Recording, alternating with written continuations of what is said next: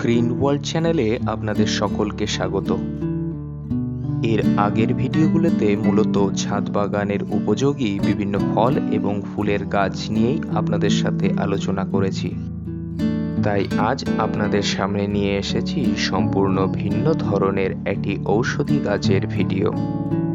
গাছটির পাতা এবং কাণ্ডের আকর্ষণীয় রঙের জন্য শহরাঞ্চলে অনেকের বাড়িতেই এই গাছটিকে অর্নামেন্টাল প্ল্যান্টস বা শৌখিন গাছ হিসেবে ব্যবহার করতে দেখা যায়।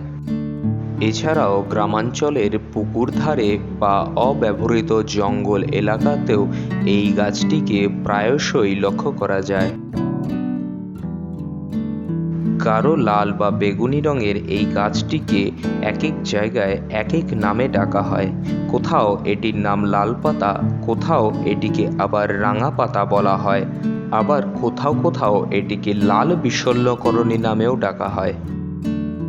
গাছটিতে থাকা প্রচুর ঔষধি গুণাগুণ এবং বেশ কিছু সমস্যার তাৎক্ষণিক দ্রুত সমাধানের জন্য বেশিরভাগ স্থানে এই গাছটিকে লাল বিশল্যকরণী নামেই অভিহিত করা হয়েছে।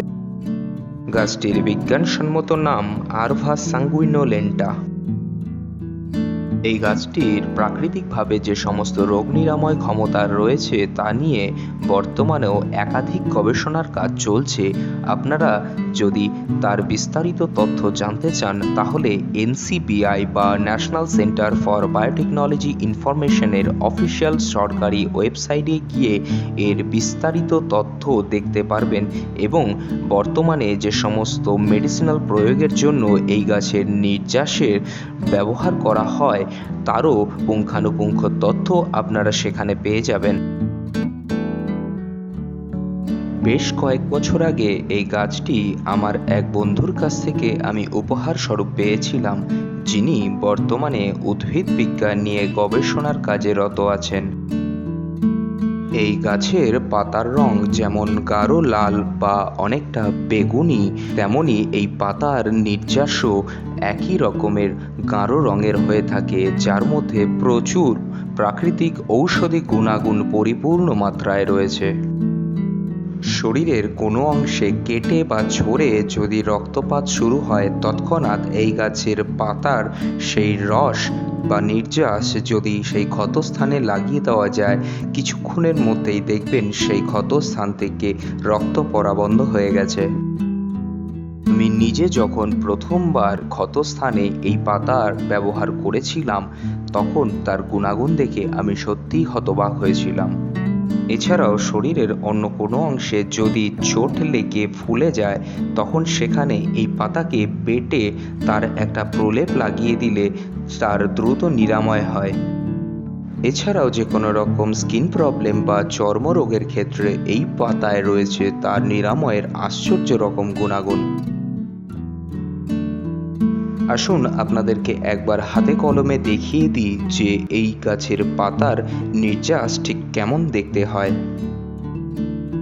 এর জন্য এই গাছ থেকে কয়েকটি পাতা তুলে নিয়ে মগের মধ্যে রাখা জলে খুব ভালো মতো সেই পাতাগুলোকে ধুয়ে পরিষ্কার করে নিজের হাতের সাহায্যে এই পাতাগুলোকে একটু পেশাই করে তার নির্যাসটা কিছুটা পরিমাণ বের করে আপনাদেরকে দেখিয়ে দিচ্ছি যে এটি দেখতে কেমন হয়।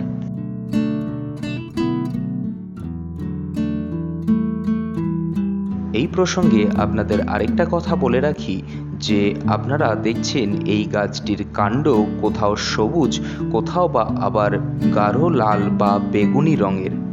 এর কারণ যখন কচি ডাল বের হয় গাছ থেকে তখন তার রং সবুজ থাকে এবং কিছুদিন পরে সেই ডালটি যখন একটু ম্যাচিওরড হয় তখন তার রং পাল্টে এমন গাঢ় লাল বা বেগুনি আকার ধারণ করে।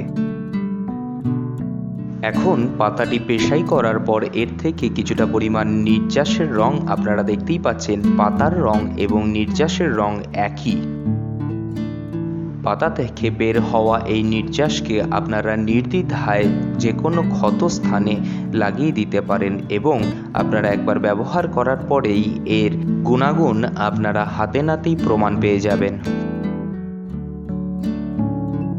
প্রকৃতিতে এমন প্রচুর গাছপালা রয়েছে যেগুলো প্রাকৃতিকভাবে প্রচুর ঔষধি গুণাগুণে পরিপূর্ণ, কিন্তু আমাদের সঠিক ধারণা না থাকার কারণে আমরা সেই সমস্ত গাছপালার ঔষধি গুণাগুণগুলো আমাদের প্রত্যহিক জীবনে ব্যবহার করতে পারি না। ঠিক যেমন যারা গ্রামাঞ্চলে থাকেন তাদের কেটে বা ঝরে গেলে তারা কোনো রকম মলমের পরিবর্তে তাদের বাড়ির আশেপাশ থেকে দেশি গাঁদা ফুলের পাতার রস জোগাড় করে সেটি সেই ক্ষতস্থানে লাগিয়ে দেন, অথবা অনেকে আবার কালো কচু পাতার রসকেও ঔষধিভাবে ব্যবহার করতে জানেন। ঠিক তেমনই এই লাল বিশল্যকরণীর পাতা হয়তো আমাদের অনেকের বাড়িতেই বা বাড়ির আশেপাশেই একটু খুঁজলেই আপনারা পেয়ে যাবেন, কিন্তু অনেকের সঠিক পরিচয়ের অভাব বা এই পাতার গুণাগুণ বা প্রয়োগ পদ্ধতি সঠিকভাবে না জানার কারণে এটিকে ঠিক ব্যবহার করতে পারেন না। তাই যারা ছাদে শখের বাগান করছেন অথবা বাড়ির কোণে ছোট্ট জায়গা রয়েছে তাদেরকে বলবো যে এই লাল বিশল্যকরণী গাছটি আপনাদের সংগ্রহে রাখুন।